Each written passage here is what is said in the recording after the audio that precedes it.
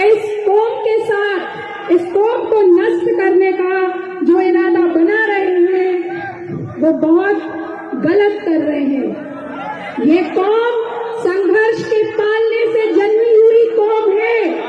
मुख्यमंत्री जी सुन लीजिए, आज हमारा जन्म संघर्ष के पालने से हुआ है और जब संघर्ष से ही हमारा जन्म हुआ है तो हम पीछे हटने वाले नहीं हैं, हम हारने वाले नहीं हैं। तो साथियों, इस बात को तय कर लें कि हमें हमारी जो मांगे हैं वो लेकर ही उठना है, बिना लिए अब हम पीछे हटने वाले नहीं हैं। कुछ साथियों ने, हमारी आम जनता ने मुझसे कहा कि मार्च साहब परीक्षा से क्या डर रहे हो, क्या डर है परीक्षा से, दे दो परीक्षा। तो मैं उन सम्मानीय अभिभावकों से, उन सम्मानीय आम जनता से ये कहना चाहती हूँ कि शिक्षक न कभी परीक्षा से डरा है न कभी डरेगा, पर बात है आत्मस्वाभिमान की, बात है आत्मसम्मान की। तो हमें इस सड़कों पर मत लाइए, हमारा अपमान इस तरह मत करिए। इस मंच पर, इस मैदान पर उपस्थित हमारे जो पुलिस विभाग के कर्मचारी हैं, मैं उनसे भी प्रश्न करना चाहती हूँ कि भाई साहब, अगर आपसे कहा जाए कि उम्र के इस पड़ाव में आकर ओलंपिक की दौड़ में 100 मीटर की दौड़ दौड़ लो तो क्या दौड़ लेंगे? शिक्षकों को जिनके बच्चे जेईई, नीट, पीएससी, यूपीएससी की परीक्षा को पास करने में लगे हुए हैं, उन शिक्षकों को फिर से यूपीएससी की परीक्षा में उतार रहे हो, क्या ये सही है? नहीं है, गलत है। मैं पूछना चाहती हूँ डीपीआई में बैठे अधिकारी से कि जिन यूपीएससी को पास करके, जिन मापदंडों को पास करके आप यहाँ तक पहुँचे, अगर आज आपकी फिर से परीक्षा करा दी जाए तो क्या आप पास हो जाओगे? क्यों मिले आपको? हम शिक्षकों के लिए ही क्यों आपको ऐसे आदेश जारी करने होते हैं कि हम बार बार सड़कों पे आ जाते हैं? मांग थी पेंशन, वो छीन ली, मांग थी वरिष्ठता, वो छीन ली, ले आई ई अटेंडेंस। वरिष्ठता के लिए नियुक्ति, प्रथम नियुक्ति दिनांक से गणना के लिए खड़े हुए तो ले आए अब टेट परीक्षा, अभी फिर खड़े होंगे तो पता नहीं क्या क्या और चीजें ले आएंगे। तो टेट परीक्षा के विरोध में को ना देने के लिए आज जो हमारे साथी उपस्थित हैं वो ये बता रहे हैं आप सबको, अधिकारियों को और हमारे माननीय मुख्यमंत्री जी को, कि कितना आक्रोश हमारे मन में, हमारे अंदर है।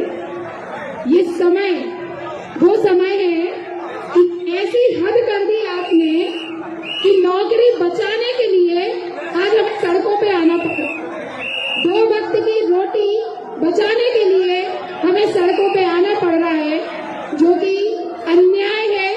और इस अन्याय के खिलाफ एक एक अध्यापक, एक एक शिक्षक अपनी आवाज बुलंद करेगा और इस लड़ाई को अंतिम पड़ाव तक पहुंचाकर ही रहेगा। तो साथियों, हमें प्रथम नियुक्ति दिनांक से सेवा अवधि की गणना चाहिए कि नहीं चाहिए?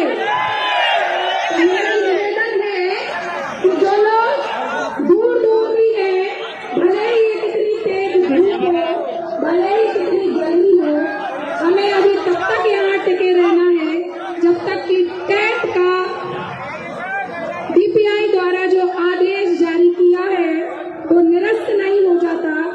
तब तक हमारी, जब तक प्रथम नियुक्ति दिनांक से वरिष्ठता की बात हल नहीं हो जाती, तब तक हमें डटे रहना है, हमें लड़ते रहना है और हम लड़ते रहेंगे जब तक कि हमें हमारी समस्याओं का निराकरण नहीं हो जाएगा।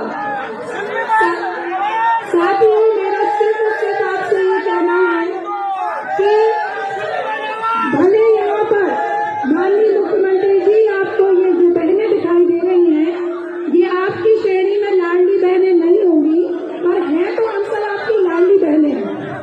और हम सब लाडली बहनें वो लाडली बहनें हैं जो 75% की स्थिति में पूरे प्रदेश में उन ग्रामीण अंचलों में जाकर काम कर रही हैं, राष्ट्र का निर्माण करने में जो काम कर रही हैं, उन लाडली बहनों को यदि आप पीड़ित और दुखी करेंगे तो निश्चित मान के चलिए कि आपकी बहनें दुखी होंगी तो भाई कैसे सुखी होगा।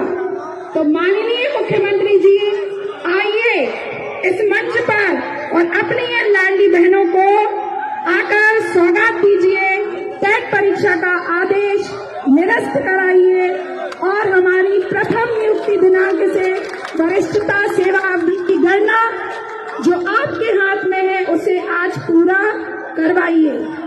अन्यथा अगर बहन एक बार नाराज और गुस्सा हो गई तो उसकी परिणति आप सभी को पता है। तो क्या सभी बहनें तैयार हैं? क्या सभी भाई तैयार हैं?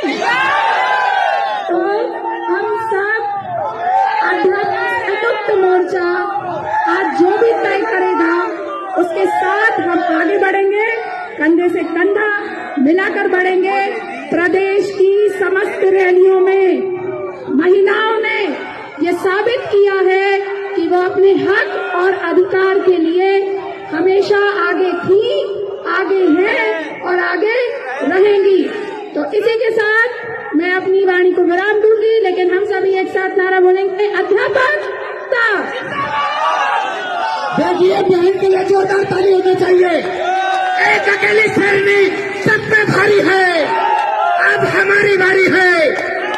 पीएटी रद्द होना चाहिए और वरिष्ठता बहाल होना चाहिए।